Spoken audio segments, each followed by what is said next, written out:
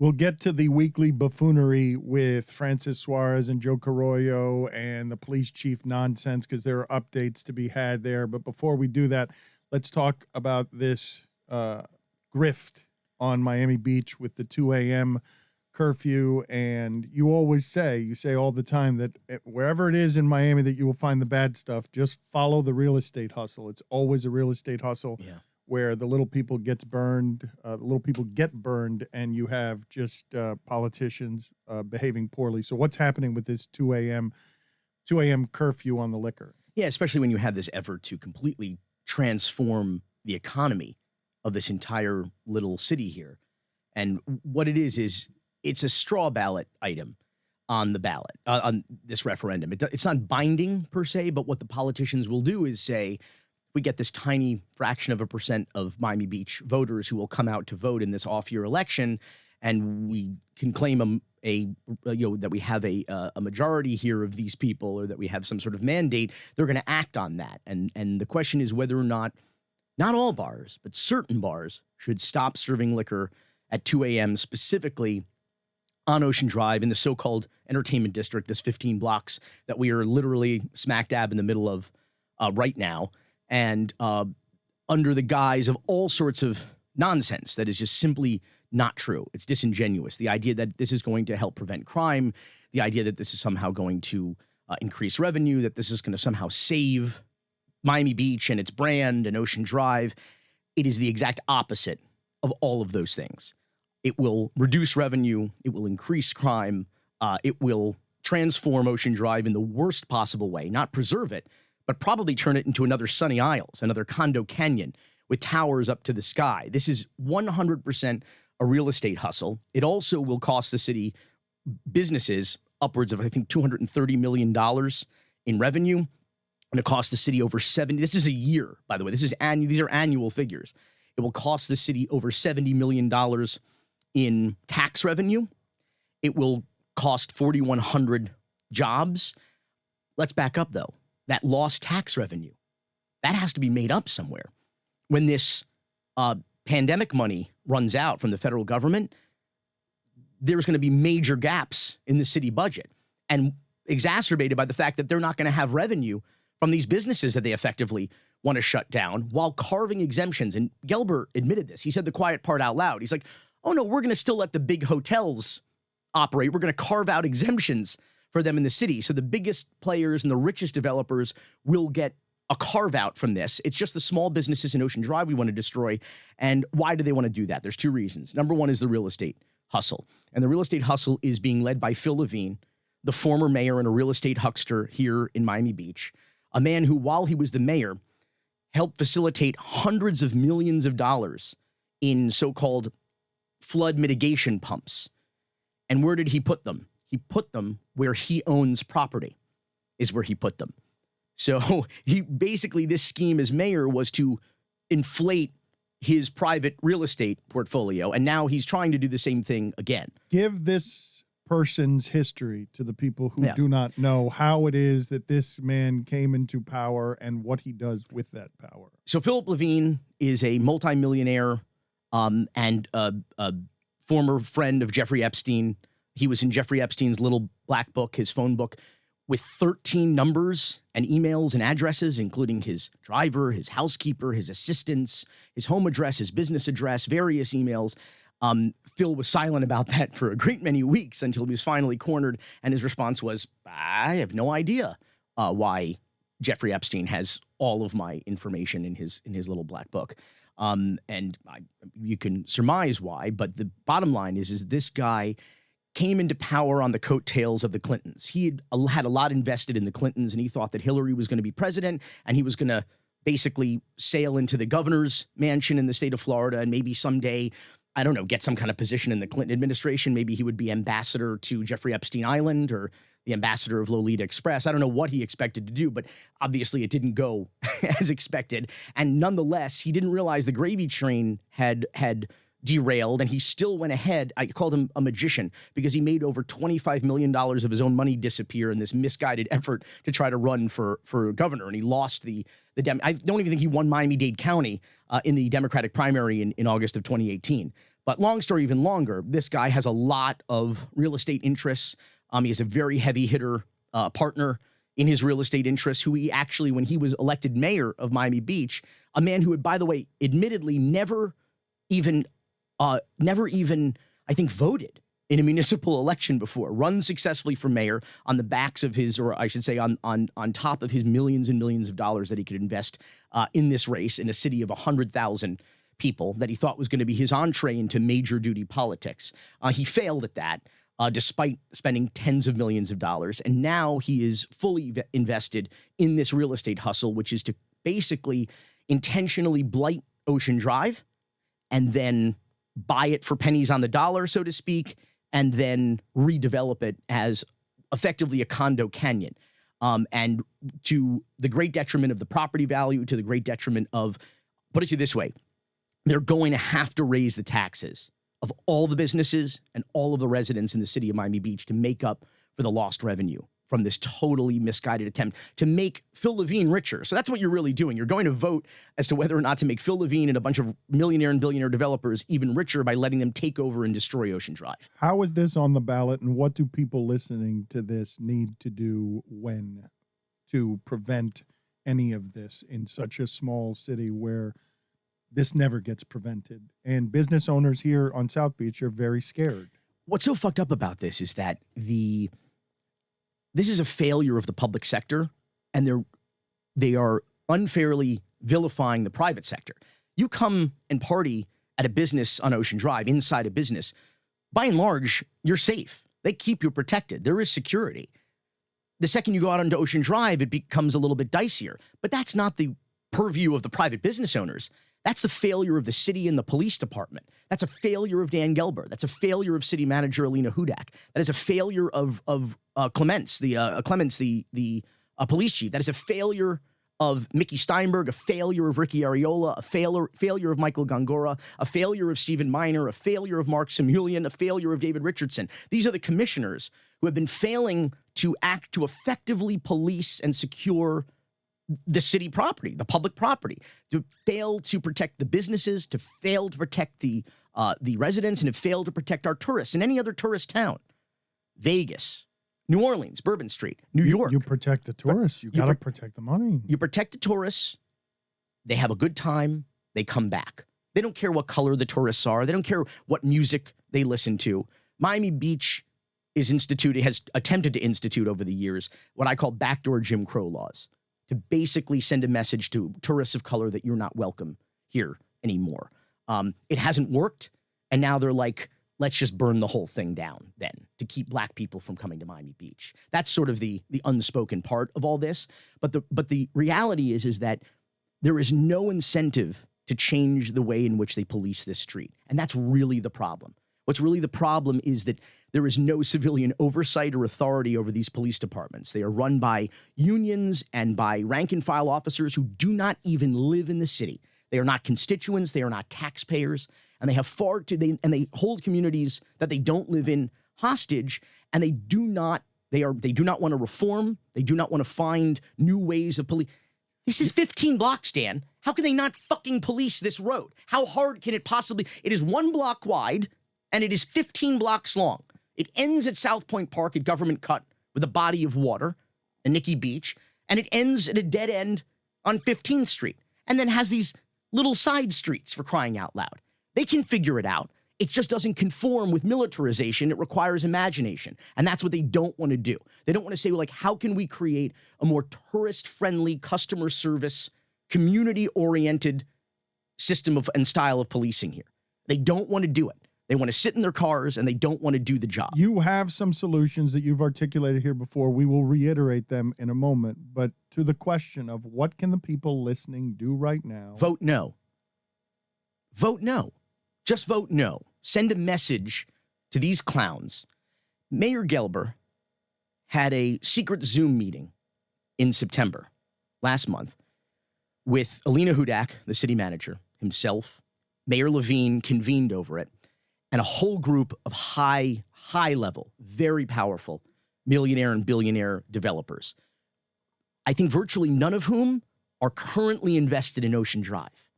These are the guys who want to come in and buy it out after the city intentionally fails to secure and police it for the sake of its residents, its business owners, and its tourists.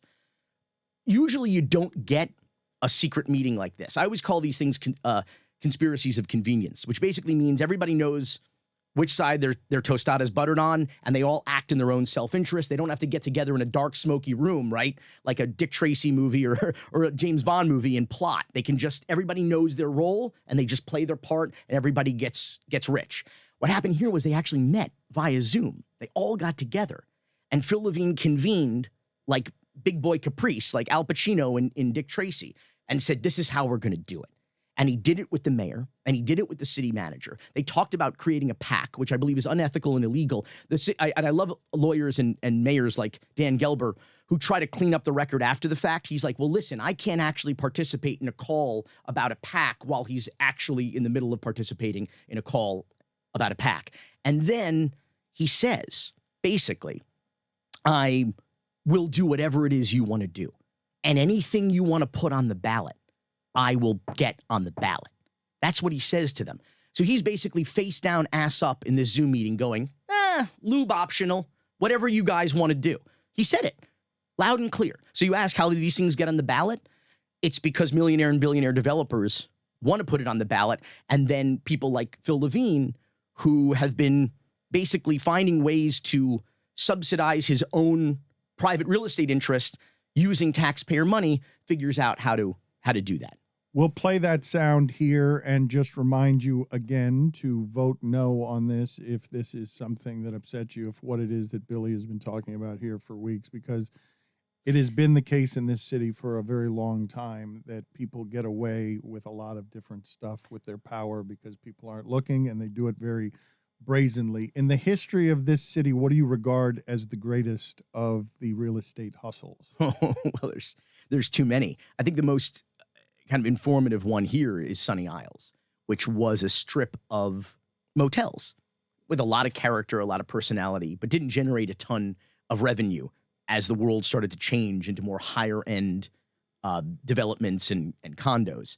And while nobody was looking in this small little municipality, I don't think anyone has ever really, I don't know that there's any press that covers Sunny Isles, to tell you the truth. They just very quietly and very corruptly created a condo canyon.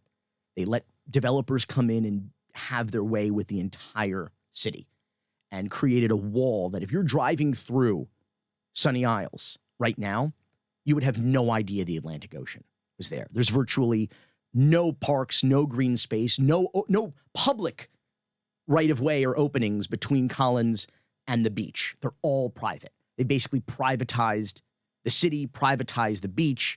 It's known as Little Moscow or Little Odessa, depending if you're from Russia or Ukraine.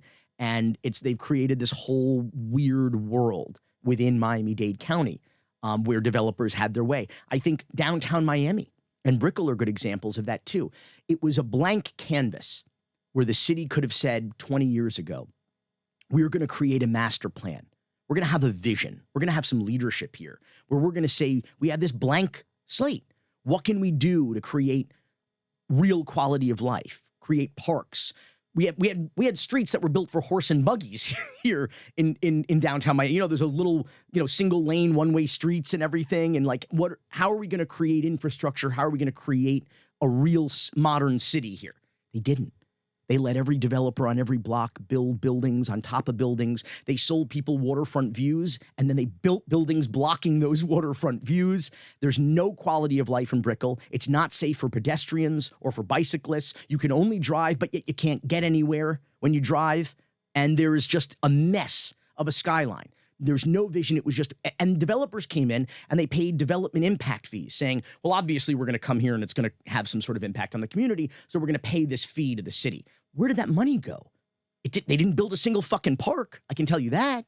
They didn't do anything for quality of life. There's no new schools down there. There's just condos as far as the eye can see and as far in the sky as they can go.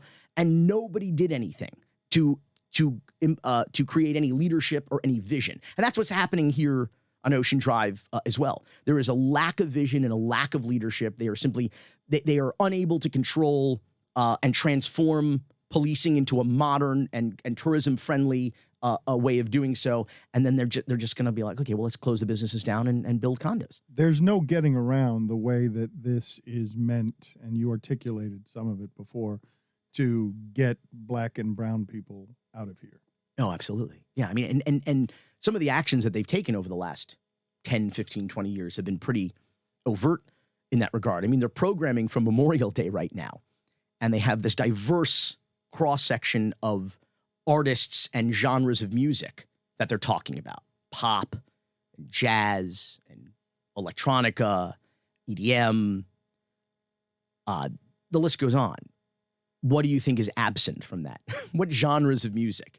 There is no hip-hop and R&B that they're planning on programming on that list, which, by the way, hip-hop has made Miami Beach go round now for over 20 years. And that's the thing to remember. There's a disconnect. We talk about this all the time between locals and Ocean Drive, right? Well, tell people the history here as it relates to Memorial Day weekend and how much hip hop has influenced this area in ways that until they bring out the tanks and the fighter pilots and the police militarization, it's a pretty fun party that that has its, that's over the years had its bad moments, but the way the police are enforcing it now, it's as harsh and unpleasant as it's ever been. It's just at the weekend you can't get anywhere because of how much, if they can't police this strip except when they want to. Right, and then they do it in the worst possible way, the least welcoming way, the least community-friendly way. They need to fix Ocean Drive. Nobody's arguing that there aren't issues on Ocean Drive that need to be addressed. The problem is they have failed to address them. And instead of addressing them, because it's too hard to address them, they're just like, fuck it, burn it down and let's run a real estate scheme, which is more often than not what they do. The thing to remember is that this is, I think about Liquid.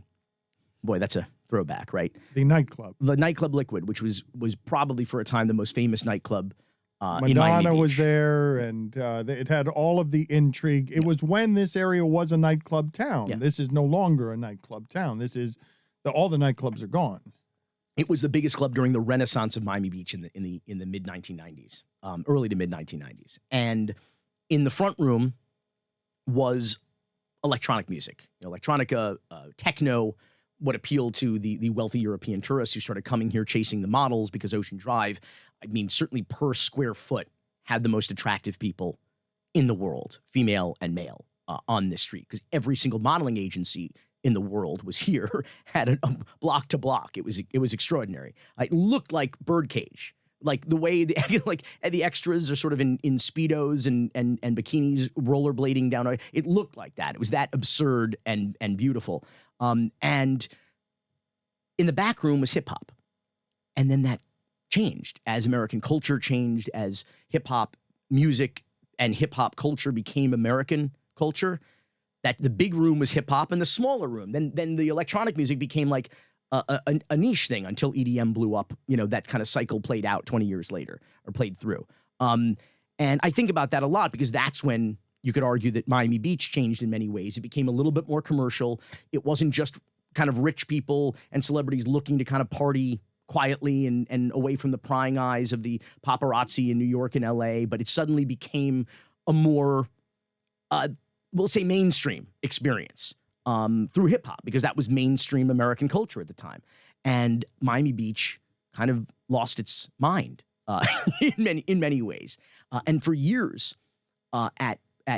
during Memorial Day weekend, which became the hip hop weekend, this was a spontaneous grassroots thing by hip hop DJs all over the country in about 2000, 2001, who just said, hey, we're going to Miami Beach. We're going to South Beach for Memorial Day weekend.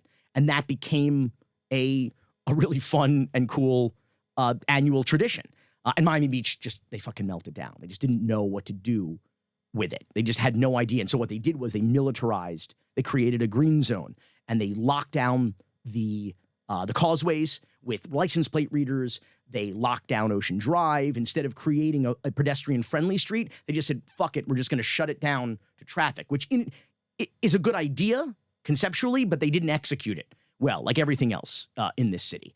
When they have a good idea, they still manage to screw it up. And that's what happened here. And And over the years, then there's become this disconnect between, I think, Miami-Dade County residents and Ocean Drive. I've joked about it before that if you live in Orlando, you don't go to Disney World every weekend, right? There's some things that are for the tourists and some things that are for the locals. So that's become the kind of arm's length relationship that I think residents in Miami Beach and in Dade County have with Ocean Drive. The reality is, though, the people who are here and work here, they are Miami Beach too. They might not necessarily be able to afford to live here. Some of them can afford to live in North Beach, but the people who work in the entertainment district, they are Miami Beach as much as any of the residents or any of the politicians or any of the developers are, because they actually work for Miami Beach, because the revenue that they generate, including significant revenue between 2 a.m. and 5 a.m. at these establishments, it subsidizes Miami Beach. It keeps your property taxes low.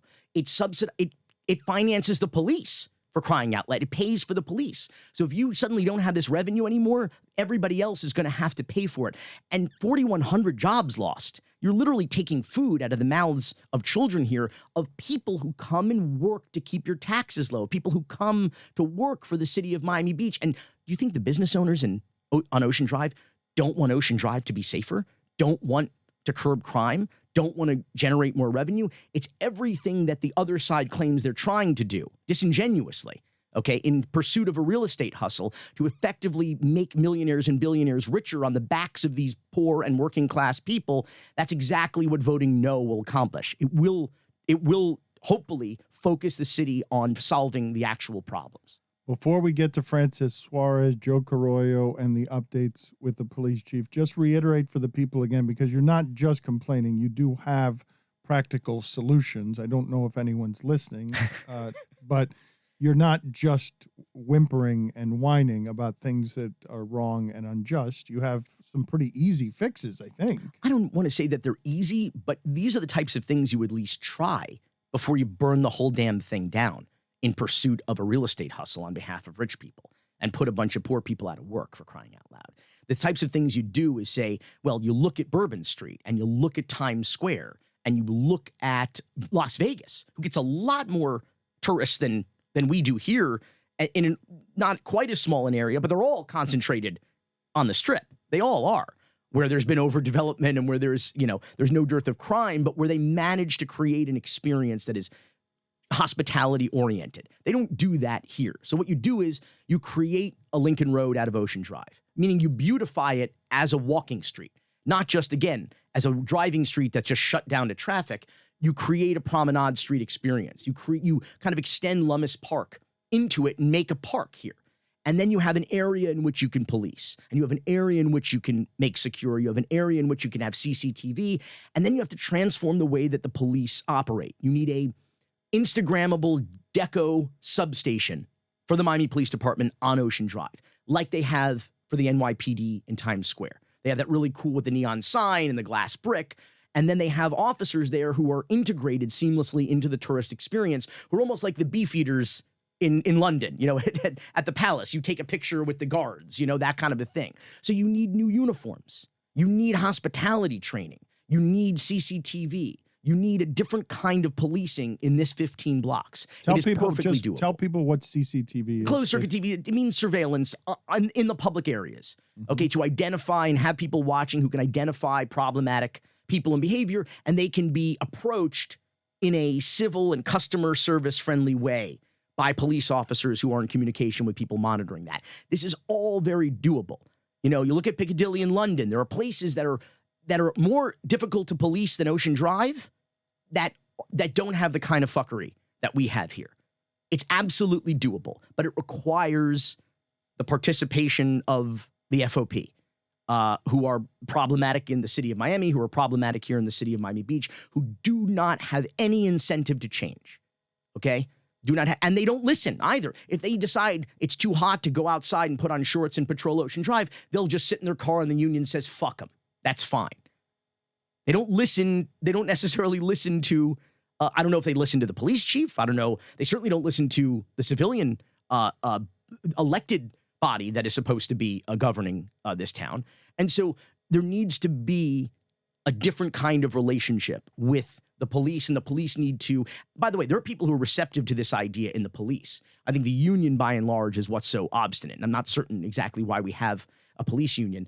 they want to be called, sergeants and lieutenants and captains and corporals and chiefs, but they don't seem to function in a following orders kind of a mode. They want to be this quasi-military organization, but they don't want to participate in the discipline necessary to be such an organization. So I think that there are people who are receptive to these ideas, but the government doesn't know how to do it. Alina Hudak, whose husband is Chief Hudak in Coral Gables, she was supposed to have kind of a better idea on how to channel policing into this, but she's failed. She's failed to do that so far. So this is on Alina Hudak, the blood of the tourists murdered on this street in broad daylight, mind you, not at 3 a.m., not at 2 a.m., but at 6:20 p.m. with the light still in the sky, getting executed, sitting outside on Ocean Drive, dining with his 1-year-old child and his young wife. The blood is on the hands of this government, not on the private business owners that want Ocean Drive to be safe, but on the failures of the city government and the police department. And now they want to blame the private sector for it in a real estate hustle. The Hudaks are sort of police royalty in this town. Are you saying or intimating that she simply failed, or is somehow in on the grift? I don't know the answer to that. I know that she was on this call last month with the developers and with Mayor Gelber and Phil Levine, Jeffrey Epstein's buddy. I know that for a fact. How complicit she is in the real estate hustle remains to be seen. I do know that she has failed to even attempt to solve the problem in any of the logical ways in which I've just presented, and is skipping right to, let's shut these small businesses down. Let's stop liquor sales at 2 a.m., which, by the way, the idea that crime only occurs after 2 a.m. is utterly insane. And all that, by the way, this will just increase crime. Why? You've seen this in towns that have early last calls like this. They push everybody out onto the street. First things first is almost everybody stays to the bitter end. I don't go out till 5 a.m. You don't go out till 5 a.m. When there's a 5 a.m. closing time, there's staggered departures, right? Some people leave at midnight, some people leave at 1, some people leave at 2, some people leave at 3. By and large, people don't stay out and party and drink till 5 a.m. But when you have a 2 a.m., people are in it to win it. People are like, screw it, I'm just going to stay till last call at 1:30, right? And then at 2 a.m., the fluorescents go on, or I should say 1:58 a.m., when they can't generate revenue anymore, they're not going to sell you bottled water. They literally turn on the lights and they shove everybody, drunk and belligerent and a little kind of upset that it's so early, out onto the street. And then what happens? 100% of the people are driving drunk, are fighting in the street, and it just increases exactly what they claim that they want to decrease. But here's the thing. They don't want to solve the crime problem on Ocean Drive. It's intentional blight. They want to make it a problem. They want to continue to make it a problem so that they can come here and people will and the owners will be like, whatever, I'll sell to you for pennies on the dollar, and you come in and just have your way with Ocean Drive. What is the latest on the corrupt and contemptible Francis Suarez? There's been a great response to our video, mostly from like the Bitcoin bros. And I'm like, first of all, if you were so comfortable and secure in your business model, you could handle a little satire, right? The problem is that like, I understand, I've said this before, I respect the spirit and the vision of a decentralized, democratized currency, but that's not what Francis Suarez is doing. And it's these sleazy operators and these hustlers and these pump and dump schemes that give crypto in general a bad name. And so if people get defensive about it and turn it into a cult of crypto, it's not going to have a general and more broad appeal, which I think is a shame. So it almost in a way the community needs to self-police and get and call out and put a spotlight on some of these scammier crypto enterprises, the crypto cowboys, if you will, coming soon to Netflix. I have no doubt. But oh man, what a disaster that was last week, huh? The press conference, you bombarded the press conference. You grabbed the notes off. You're trying to do your muckraking journalism. They left their notes behind and you grabbed them and they were embarrassing. Can we just agree that Francis Suarez is not too good at that? They're hiring. I mean, Francis Suarez is his police chief, handpicked police chief, fired after 6 months. His first comms director, Rene Pedrosa, was arrested after molesting a teenage boy in City Hall next to the mayor's office. And now his new comms director, this incompetent Soledad Cedro, leaves the mayor's notes printed and handwritten right on the lectern after the press conference. The mayor, I mean, who doesn't fold up their notes and put them in their inside jacket pocket? Number one. Number two, when you have an entire entourage financed by the taxpayers, shouldn't somebody be competent enough to snatch those off the lectern? Instead, All right, they left it to me. But you got them. I got them. And what happened? Well, what did it reveal? Yeah, it revealed that what we all knew is that Mayor Ponzi Postalita is a yutz, is that he doesn't have good answers to a lot of the good questions that the press isn't asking, by the way. That's something I haven't attended a lot of press conferences in my time, but I will tell you, part of the reason why we're in this mess is because the local press has not served as the institutional memory that we require. You had the intent of getting in there. It was a big scrum, and there were a lot of people, and you had a question, I had a question for him. I had a question. And the question was?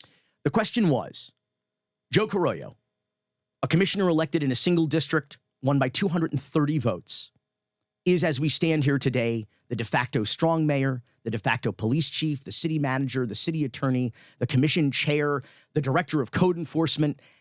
He runs the city and everyone answers to him. Other than sell imaginary coins, what is it that you do here, sir? What is your job, Mr. Mayor? That was my question. That's a question, believe you me, he does not want to have to answer.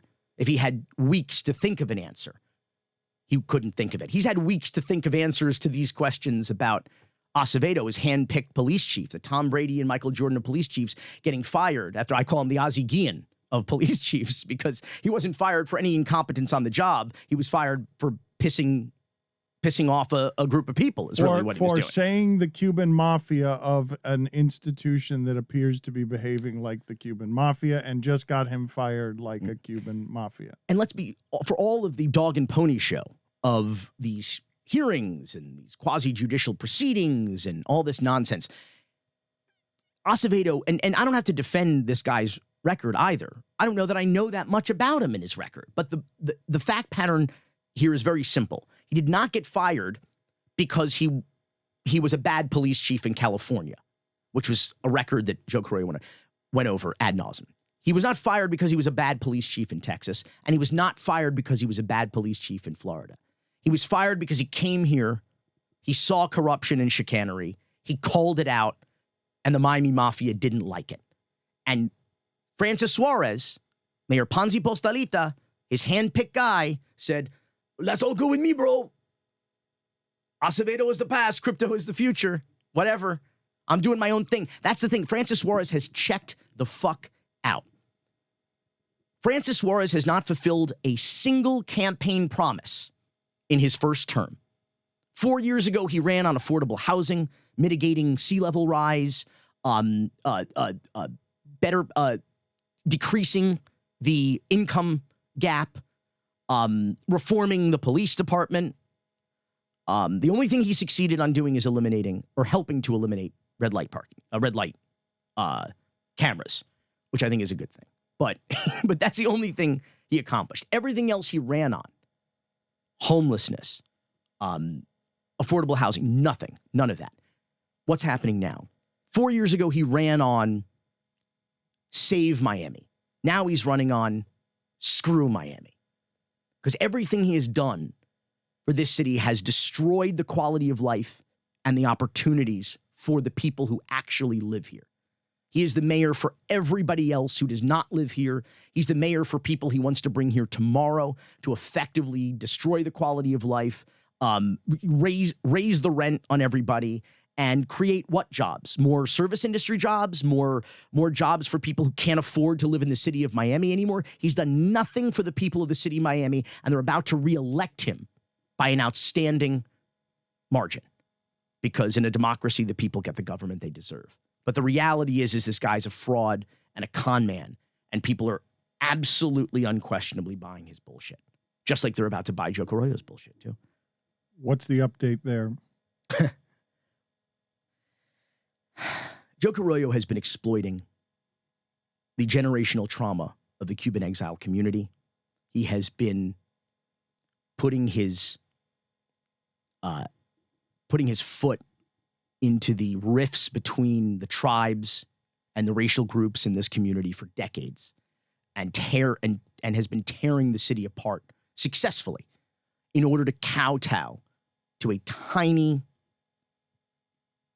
but powerful voting bloc of right-wing extremists, the kind of people that made Miami the domestic terror capital of the United States from the 60s through the 90s, actually arguably early zeros, where cigar shops were being bombed, post offices were being bombed, radio stations were being bombed, creating that kind of chilling effect on free speech, that kind of chilling effect on dissension, on any dissension at all.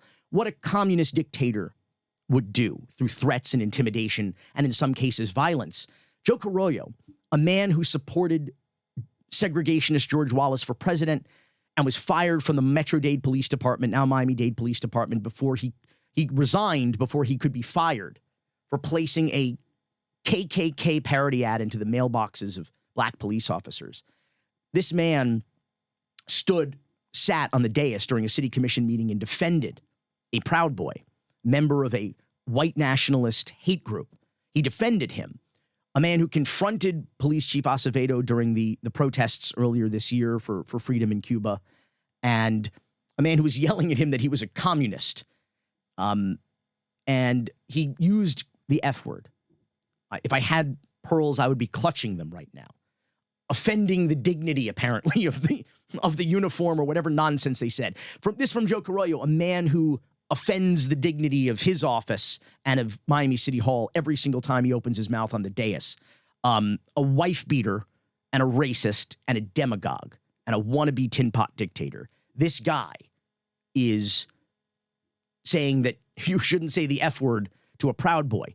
And he says, I don't know if he's a Pride Boy. That's what he called him.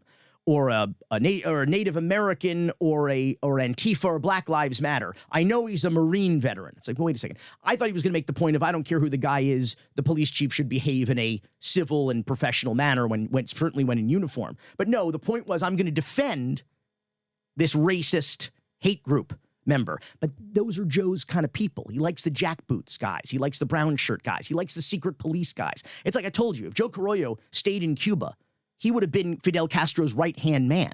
He would have been the head of the secret police. He would have been out there beating dissenters on the street. This is a man who calls peaceful progressive protesters, he calls them agitators. And you'll recall the police chief in his bombshell 8-page memo accusing Joe Carollo, Alex Diaz de la Portilla, Manolo Reyes, 3 sitting city commissioners of corruption. He said, I want these guys arrested. He tried to use the police department as his own secret police to arrest peaceful protesters that he called agitators. This is not new, though. We've covered all this ground before, all of it, I think. What's the newest on Carollo? Is there anything new? The newest on Carollo is that he's, as we know, he's running for re-election. And he's won, right? He won this. This is a victory for him to be able to do this in plain sight, knock out the police chief when the police chief was just doing the police chief's job. Fabiola Santiago said in several columns the past several weeks, which have been outstanding, by the way, in the Miami Herald. She said that this mayor, who was supposed to help us shed our Banana Republic image, this is her quote, instead allowed a third world coup of the Miami Police Department by Joe Carollo. Allowed it to happen. And she's absolutely right about that. And this is a major success for Joe Carollo. It's what I've been saying all along, which is that he is actually the man who runs the city. I don't know, Billy, whether I'm more hurt, angry, embarrassed to see all of that play out in a city that I love. And on an international stage. Oh, it's but been it's covered just, by everyone. It's just embarrassing. Like, yeah. But also scary. Yeah. I don't know what the chief feeling is that all of a sudden the police chief is gone for doing his job. I think fear is an accurate feeling. And again, they relied heavily on the FOP.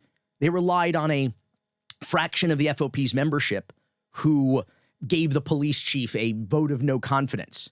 But less than 7% of the police force live in the city of Miami. Who cares what they think. Not a lot of people, present company excluded, like their bosses. You're not supposed to like your boss. He's supposed to hold you accountable and discipline you, especially in a quasi-military organization such as a police department. Who cares what they think, with all due respect? I just don't understand why they grant them so much authority over who their commanding officers are. And then there was commanding officers at this meeting who were offended that a female assistant chief who had just for the second time had her, who was brought in from Houston by Acevedo, she had her job defunded for the second time by the city commission.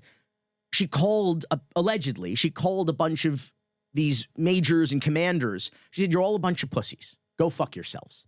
She was in plain clothes. She had been fired for the second time by the city commission, who defunded the police, defunded her position. These law and order Republicans defunding the police, and they claimed that Art Acevedo didn't do anything about it. They were so offended by her language, calling them pussies and dropping F-bombs. They were so offended, such pearl clutchers. They were so offended that Art Acevedo didn't intervene. What was Art Acevedo supposed to do? Fire her a third time? How's he going to discipline her? She just got fired a second time. But what's he supposed to say? She was pissed, and these snowflakes couldn't handle her language. By the way, she was right. Her opinion, her assessment was 100% accurate. They threw this woman right under the bus. All right, a woman who uprooted her life from Houston to come to Miami to help reform a police department that clearly didn't want to be reformed. They were rejected reform. It has to be maddening to her and Acevedo to come down here, do their jobs well, ostensibly. Yeah, and doing what they thought they were supposed to do. And be disgraced. And they must look around and be like, am I taking crazy pills? Like, how is any of this okay? The Miami Mafia is undefeated. They joined a cartel, but they didn't know they were joining a cartel. I said this, you live by the cartel, you die by the cartel. And that's what happened here. That's not the police department that I'm referring to, by the way. That's the city of Miami government is what it is. It's a criminal enterprise. It is a racketeering organization, and someone needs to put a stop to it. And apparently we're the only ones who appear to give a shit. Mike, speaking of which, of only people who appear to give a shit, you can go ahead and have 3 minutes of conversation with Billy Corben to close out the local hour here, because you and him, I don't know, I'm uncomfortable when you guys get near each other and a conversation about the University of Miami football program breaks out. Has Billy Corben done anything in that regard? No, he's just talking shit, making memes. Okay, I'm done here. I'll waste my time with him. Player hidden from the sidelines. Doesn't want to get in the game. You're the golden cane. Yeah. You're the golden cane. No, I'm actually doing shit. You're just what are you doing? Sitting out there just creating content and making Twitter followers laugh. I'm out here in these streets actually trying to bring about change. What streets? No, you're a waste of time. You're a waste of my time. You're a waste of my time. What I'm doing right now is actually changing shit. What I'm doing, I'm literally right now working it. You're just trying to crack jokes, and I realized a couple of weeks ago, you're not worth my time in this regard. You were doing nothing. My words on this are valuable. My information is good. You were doing nothing about this. Nothing. You were doing nothing about this. You were effectuating zero change about this. Nothing. I would rather entertain a message border on like canesinside.com, because it would be a better use of my time in this regard. I'm serious. I'm not doing a bit. I'm turning off my mic and I'm doing something else. Bye. Jesus. An excellent ending. He shut you down, Corben, and you never get shut down. I said it once. I'll say it again. Manny Diaz Jr. is doing to the Miami Hurricanes what Manny Diaz Sr. did to the Orange Bowl. He's furious about you cracking jokes all the time. You got solutions for everything except the program. You got solutions for policing, for racism, for politics, for corruption. But I just heard Billy Corben diarrhea mouth for 40 minutes solving every problem known to Miami Beach, but all he wants to do is put out a fucking meme about the University of Miami when he went to this school. He's a waste of time. Bye, Billy. Jesus, dude. Jesus. I've solved the problem already, which is they're not going to do anything about it. You need to stop giving a shit. Yeah, which is what they tell you when but you go to City Hall. Yeah. I'm sure you've been told about the legacy Cuban mafia for years, but you're out here trying to do something about it, yet I can't trouble you for a goddamn donation. That's the public sector. You are an enemy of the University of Miami. You are not an ally. You are the problem. You are the problem with this goddamn fan base. You just talk your shit and you don't do anything about it. It's something that could actually help here. You actually have a say in how this program is shaped, yet you just want to crack jokes and laugh with your friends and point from the sidelines and saying, that's their problem and it's never going to get fixed. Virtue signaling. Virtue signaling. I think it's You're the an- opposite of No, virtue no, no. signaling. It's You like don't know- douchebag signaling a little bit. Yeah. I'll admit. Okay, fine. I'm glad you called it what it is. but the- Wasting my time. I'm turning off my mic again. Bye. Nobody else has created content that has driven more recruits to the school in the last 20 years. The bona fide. Yeah, Yeah, I we're, have. yeah, we're number Nobody 59 has- right now, partner. What are nobody you has- doing right now? No, Jack shit is what you're What am I doing. gonna do, make- I'm gonna make a documentary. It's called Jack Shit, the Billy Corben Miami story. The U Part 3. What am I going to do that about? It's gonna the be- Golden Canes. I think it should be about Turn my mic off. I'm not talking to you anymore. you said that Waste four of my ti- time. You said that 4 times. Waste of my already. time. Vert U signaling. I think that's the name of the next movie. There's a U right there between the vert and the signaling. You're absolutely right, Mike. He deserves you. He deserves you to drag him with all his joke making. We'll talk to Miami you. coin. Miami coin. I'm donating Miami coin. He's gonna. That's not right. More jokes. Donate some of your passion. That's all he's got. One trick pony. Turn my mic off.